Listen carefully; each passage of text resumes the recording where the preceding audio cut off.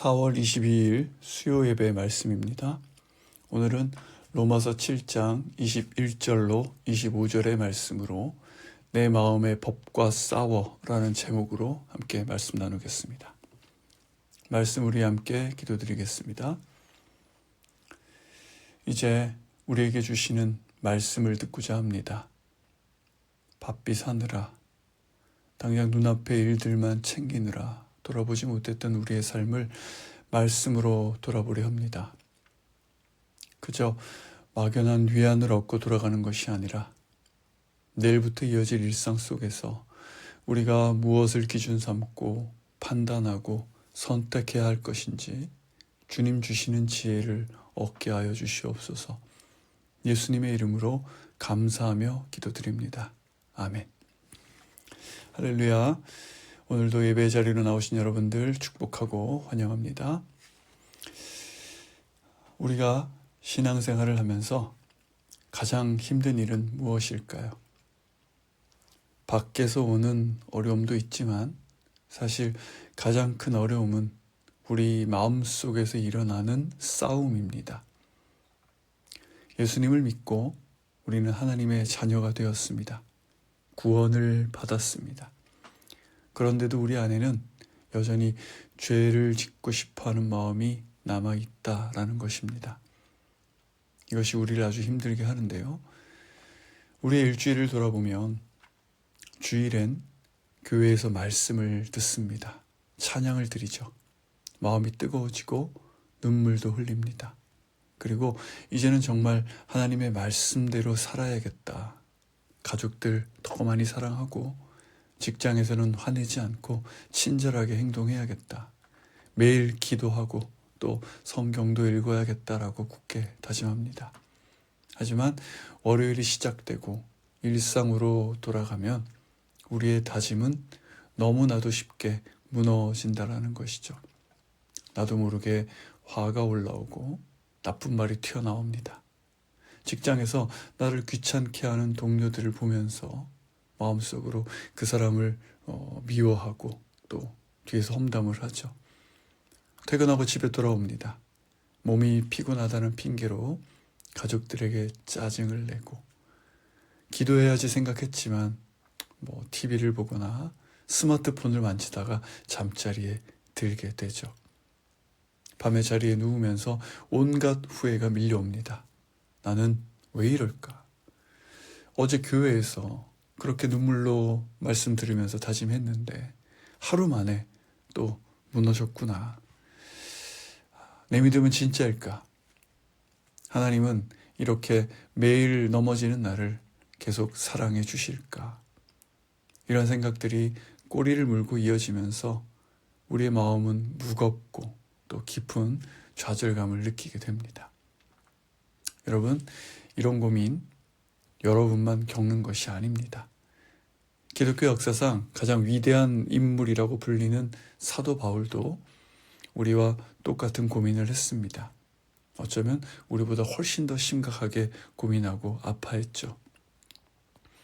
오늘 우리가 함께 읽은 로마서 7장의 말씀은 사도 바울이 자기 마음속에서 일어나는 싸움을 아주 솔직하게 고백한 내용입니다. 그는 깊은 절망을 이야기하고요. 그리고 그 절망을 넘어 어떻게 승리할 수 있는지를 우리에게 알려줍니다. 오늘 말씀을 통해 우리 마음속의 싸움이 무엇인지 그리고 어떻게 이길 수 있는지 함께 알아보도록 하겠습니다. 자, 첫째, 우리 안에는 선을 행하고 싶은 마음과 악이 함께 있다는 사실을 인정해야 합니다. 오늘 본문 21절 말씀을 보시면 사도 바울은 이렇게 말합니다. 그러므로 나는 하나의 법칙을 깨달았습니다. 곧 선을 행하기 원하는 나에게 악이 함께 있다는 것입니다. 바울은 여기서 한 가지 법을 깨달았다고 말합니다. 이 법은 나라에서 정한 법률 그런 것이 아니라 우리 마음 깊은 곳에서 항상 똑같이 일어나는 그런 원리를 말하는 것입니다. 그리고 그 원리는 내가 착한 일을, 선한 일을 하고 싶어 할 때 악한 마음도 항상 내 옆에 붙어 있다는 사실입니다. 이것은 예수님을 믿고 거듭난 사람들만이 겪는 아주 특별한 갈등인 것이죠. 예수님을 모르는 사람들, 영적으로 죽어 있는 사람들은 이런 고민을 하지 않습니다. 그들은 죄를 지어도 그것이 하나님을 아프게 하는 일이라는 생각을 하지 못하죠. 그저 자기 마음이 끌리는 대로, 욕심이 이끄는 대로 살아갑니다. 혹시 죄책감을 느낀다고 해도 그건 자기가 지은 죄가 발각돼서 벌금을 물게 될까봐, 경찰에 잡혀갈까, 또는 다른 사람들에게 욕을 먹진 않을까 걱정하는 그런 정도죠. 하나님 앞에서 진심으로 아파하는 일은 그들에겐 없습니다. 하지만 우리는 다르죠. 우리 안에는 성령님이 계십니다. 그래서 우리는 무엇이 선이고 무엇이 악인지 알게 되었습니다. 하나님의 말씀을 사랑하게 되었고 그 말씀대로 살고 싶은 마음이 우리 안에 생겼습니다. 22절에서 바울은 내가 속사람으로는 하나님의 법을 즐거워하지만 이라고 말합니다. 우리의 속사람, 즉 예수님을 믿고 새롭게 태어난 우리의 마음은 하나님의 뜻에 순종하는 것을 좋아합니다. 우리는 정말로 하나님을 기쁘시게 하고 싶어 하죠. 그런데 우리의 이런 좋은 마음과 결심이 항상 성공하는 것은 아니라는 것입니다. 우리가 선을 행하려고 마음먹는 바로 그 순간 악도 우리 곁에 다가와 있죠. 다른 사람을 사랑하려고 마음먹지만 그 사람의 얼굴을 보는 순간 미운 마음이 올라옵니다. 겸손하게 행동하고 또 그렇게 살려고 다짐합니다. 그런데 누군가 나를 칭찬하면 또 금세 이 마음이 교만해지죠. 무릎 꿇고 간절히 기도하려고 합니다. 그런데 눈을 감으면 어느새 다른 생각, 또 해야 할 일 같은 것들이 떠오르곤 하죠. 우리는 이 상황을 인정해야 합니다. 선을 원하지만 늘 악에 부딪히는 연약한 사람이라는 것을 인정하는 데서부터 문제 해결은 시작될 수 있는 것이죠. 자, 둘째, 우리 마음속에서 벌어지는 영적 싸움의 진짜 모습을 똑바로 보아야 합니다. 23절에서 바울은 우리 마음의 상태를 전쟁터라고 말합니다. 23절, 내 지체 안에서 하나의 다른 법이 내 마음의 법과 싸워 나를 내 지체 안에 있는 죄의 법의 포로로 잡아가는 것을 봅니다.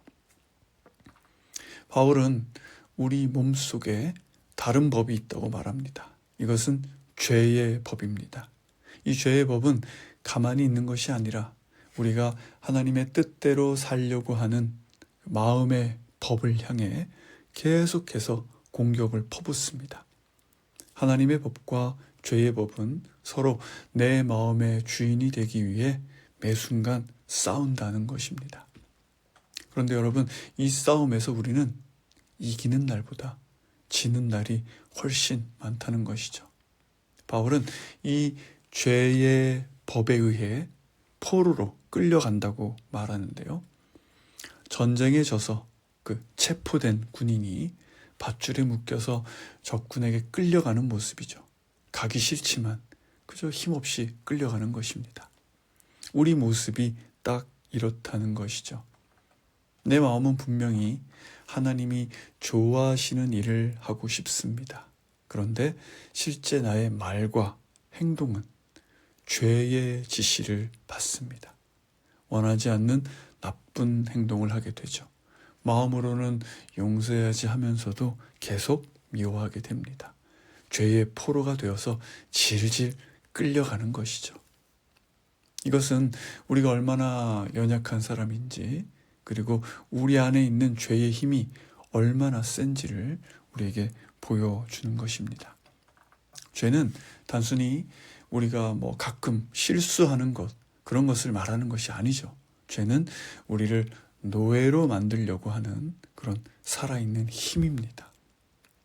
그래서 우리가 스스로의 의지나 노력으로 죄를 이길 수 있다고 생각하면 안 되는 것이죠.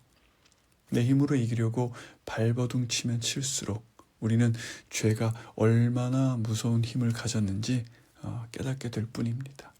넘어지고 또 넘어지면서 우리는 정말 아무 힘도 없는 사람이라는 것을 알게 됩니다. 이렇게 계속 실패하고 또 좌절하게 되면 하나님을 잘 믿어보려는 우리 성도들은 절망감에 빠지게 되죠. 나는 왜 안 될까? 설교를 그렇게 많이 듣고 또 기도를 해도 왜 이 작은 그 죄 하나를 못 이길까? 나는 구원받은 사람이 맞는 것인가? 이런 생각이 들게 되고, 이때 사탄이 우리에게 다가와서 야, 너의 모습을 좀 봐라. 네가 무슨 기독교인이냐? 너는 가짜다라고 우리 귓가에 속삭이게 되죠. 사탄의 이런 거짓말을 들으면 우리는 더 좌절하게 됩니다. 이것이 영적인 전쟁터에서 다치고 쓰러진 우리들의 모습인 것이고, 우리 힘으로는 이 싸움을 이길 수 없다는 것을 분명히 알아야 하는 것이죠. 자, 셋째는 우리는 나의 무능함을 인정하고 절망의 끝에서 주님을 불러야 합니다.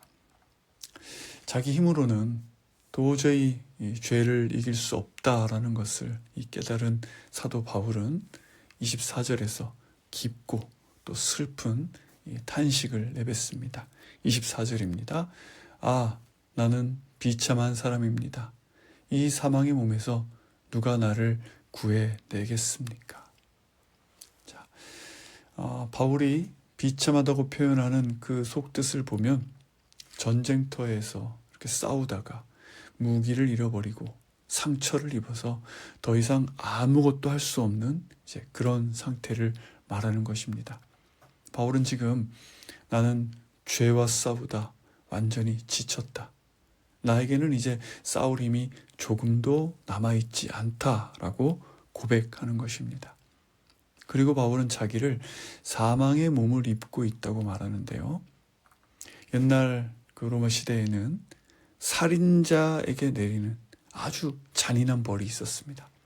살인자에게 그 죽은 시체를 묶어 놓는 그런 벌이 있었습니다.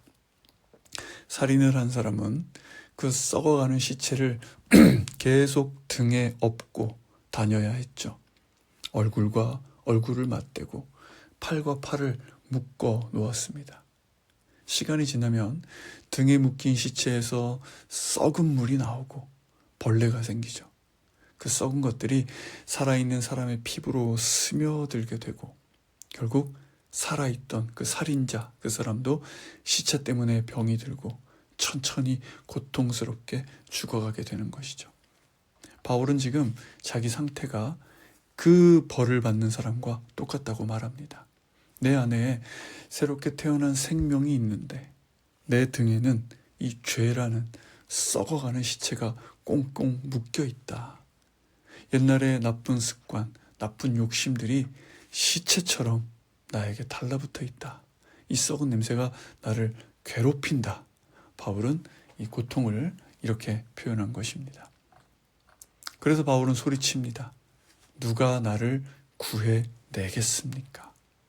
자, 바울은 어떻게 하면 내가 여기서 빠져나갈 수 있을까라고 묻지 않죠. 어떤 방법이나 기술을 찾는 것이 아닙니다. 바울은 누가 나를 구해줄 수 있느냐라고 묻죠. 이것은 자기 자신에게는 가망이 없다는 것입니다. 내 힘으로는 이 시체를 풀어낼 수 없으니 누군가 와서 나를 살려주어야 한다는 뜻인 것이죠. 여러분, 바로 이 순간이 은혜가 시작되는 순간입니다. 내가 완전히 행복하는 그 순간, 나는 아무것도 할 수 없다고 인정하는 그 순간에 하나님이 일하기 시작하시는 줄로 믿습니다. 우리는 하나님, 저는 곤고한 사람입니다. 제 힘으로는 안 됩니다. 저 좀 살려주십시오라고 부르짖어야 할 줄로 믿습니다. 스스로 선하게 살 수 있다고 믿는 교만한 사람들은 이런 기도를 할 수 없죠. 자기 마음이 완전히 파산했다는 것을 인정하는 사람, 하나님의 도움 없이는 단 하루도 살 수 없다고 믿는 그런 가난한 마음을 가진 사람만이 이런 절박한 기도를 이제 할 수 있는 것이죠. 우리의 신앙생활은 왜 기쁨이 없고 계속 메말라 갈까요? 어쩌면 우리는 바울처럼 이렇게 바닥까지 내려가서 하나님 앞에 울어보지 않았기 때문일 수도 있습니다. 여전히 내 힘으로 적당히 그냥 교회 다니면서 잘 살 수 있다고 생각하기 때문이죠.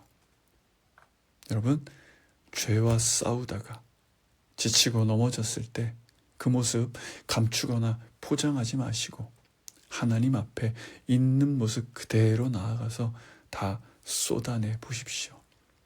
하나님, 저는 정말 어쩔 수 없는 사람입니다. 저를 불쌍히 여겨 주시옵소서. 이렇게 솔직하게 하나님 앞에서 우는 것, 그것이 우리가 할 수 있는 유일한 길인 것입니다. 자, 넷째로는 우리를 살려주시는 예수 그리스도를 바라보며 감사해야 합니다. 자, 24절에서 그렇게 슬프게 소리치던 바울은 25절에서 갑자기 바뀌는데요. 25절입니다. 우리 주 예수 그리스도로 인해 하나님께 감사드립니다. 그러므로 나 자신은 마음으로는 하나님의 법을, 육신으로는 죄의 법을 섬기고 있습니다. 자, 방금 전까지 죽겠다고 소리치던 사람이 갑자기 하나님께 감사한다고 말합니다.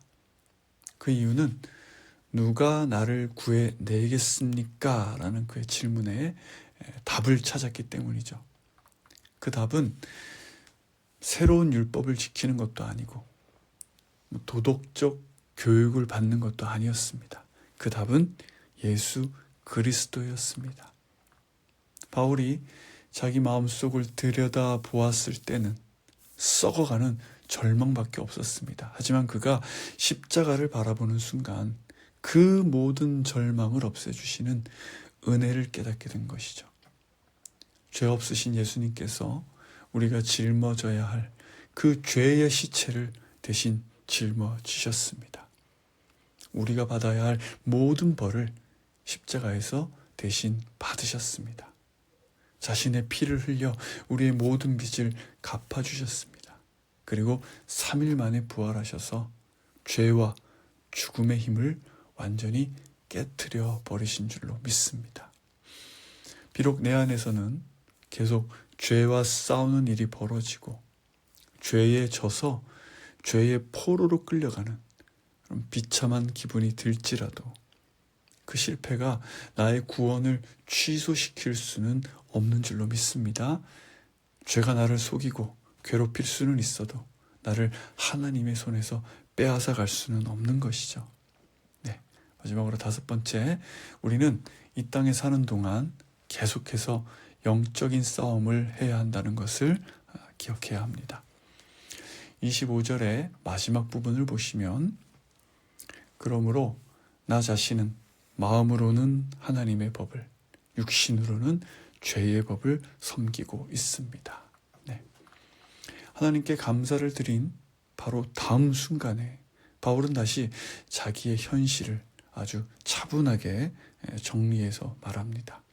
마음으로는 계속해서 하나님의 법을 따르기를 원합니다. 하지만 육신으로는 여전히 죄의 법을 따르고 있는 내 모습, 이 두 가지가 같이 있는 상태가 바로 예수님을 믿고 구원받은 사람들이 이 세상을 사는 동안 계속 겪어야 할 피할 수 없는 현실이라는 것입니다.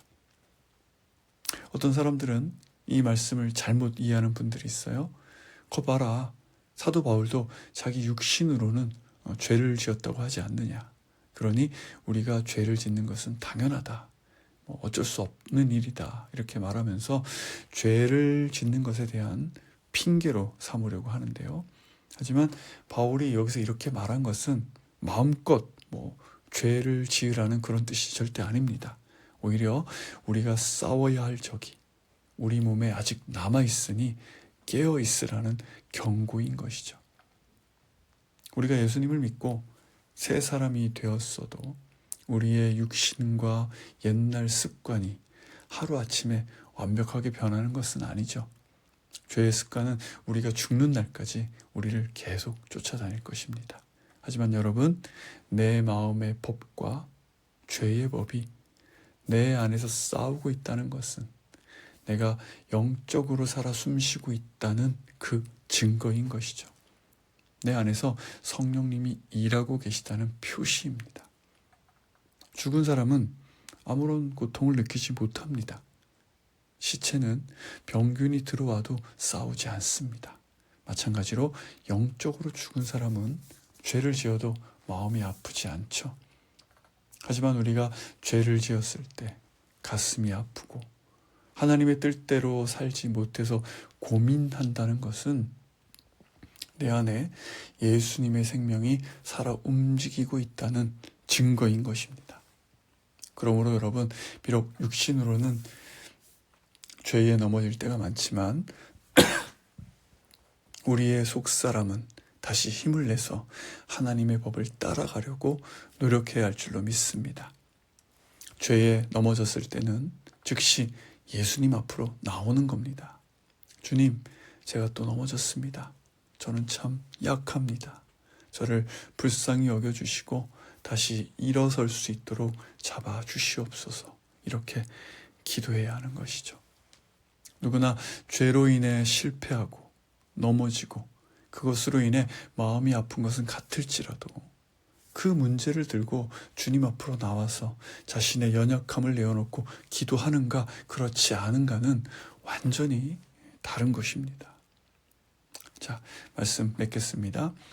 우리 마음속에서 매일매일 벌어지는 하나님의 법과 죄의 법의 충돌은 참으로 힘든 일입니다.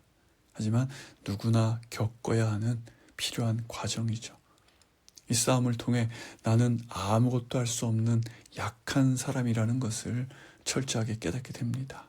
그리고 주님의 은혜를 꼭 붙잡게 되죠. 지금 끊지 못하는 죄의 습관 속에 계신 분들, 매일 아침 눈 뜰 때마다 성령님의 도우심을 간구하시길 바랍니다. 내 힘으로는 안 되지만 내 안에 계신 성령님께서 도와주시면 가능한 줄로 믿습니다. 물론 완벽하게는 안 됩니다. 하지만 쓰러져도 주님 손잡고 다시 일어나는 그 끈질긴 믿음을 가지시길 부탁드립니다.